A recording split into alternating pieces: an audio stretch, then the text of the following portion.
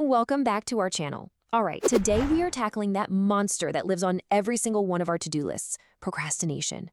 We're going to get into the science of why we do it and, the important part, how to actually stop. Does this sound familiar at all? You sit down, you're all ready to be productive. You've got your coffee, you've got your goal, and then suddenly organizing your spice rack by color becomes the single most urgent task in the entire universe. Yep, you are definitely not alone. This is the classic move of a procrastinator hard at work, or, not at work. Okay, so let's really dive into this. Because procrastination, it isn't just about being lazy, not at all. It's actually a super predictable and, let's be honest, often painful cycle. We like to call it the procrastination doom loop. And trust me, once you see the pattern, you can finally start to break out of it. And what's crazy is how universal these steps are, right? First, the deadline feels like it's a million years away. You're just wallowing in all this time you have. Then, when it's actually time to get started, poofs, your motivation just completely vanishes. It's gone. Which, of course, leads to that inevitable caffeine-fueled panic work surge as the deadline gets terrifyingly close.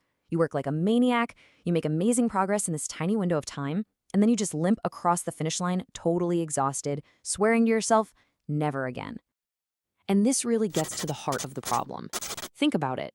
All that time you spent worrying, feeling guilty, that mental energy drain is often so much worse than just doing the task itself. And that's the key insight here. We're not actually avoiding the work. We're avoiding the uncomfortable feelings we've attached to the work. So why do we keep falling into this trap?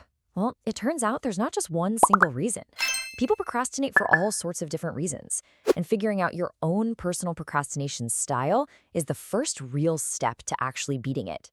All right, let's meet the usual suspects. First up, we've got the avoider.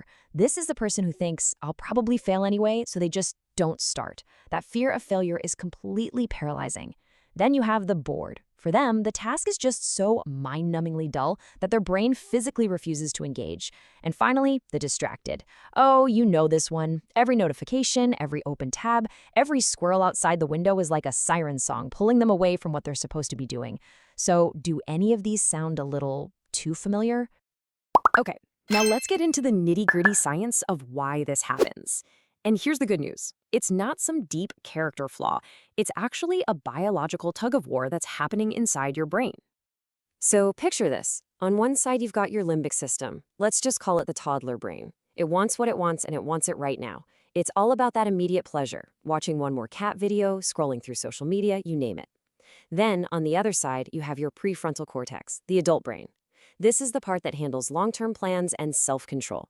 Procrastination is basically what happens when the toddler brain throws a massive tantrum and the adult brain just gives in.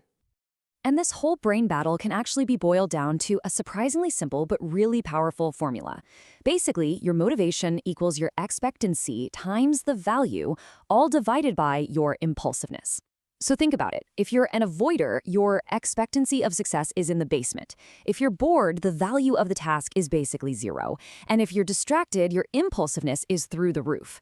Anytime the numbers on top are small and that number on the bottom is huge, your motivation just completely tanks.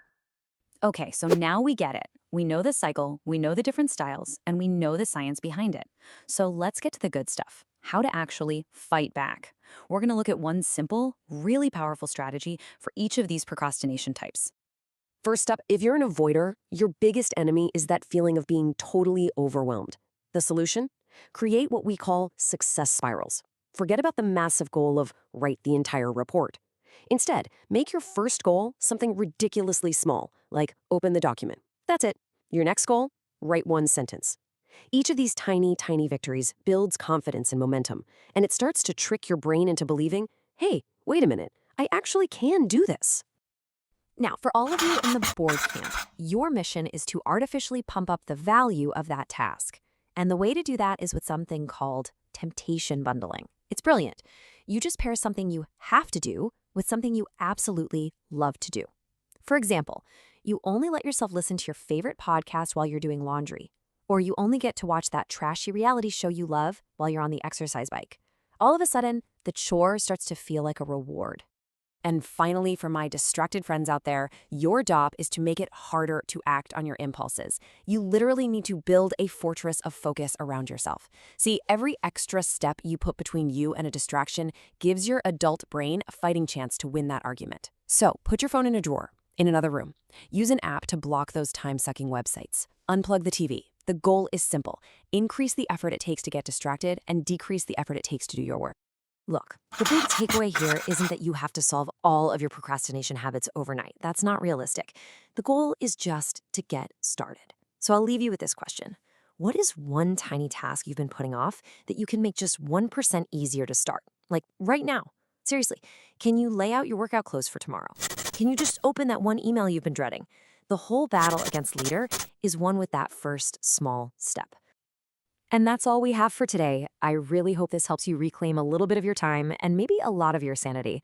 If you found this explainer useful, do us a favor and hit that like button. And be sure to follow our channel so you don't miss what's coming next. Thanks so much for watching.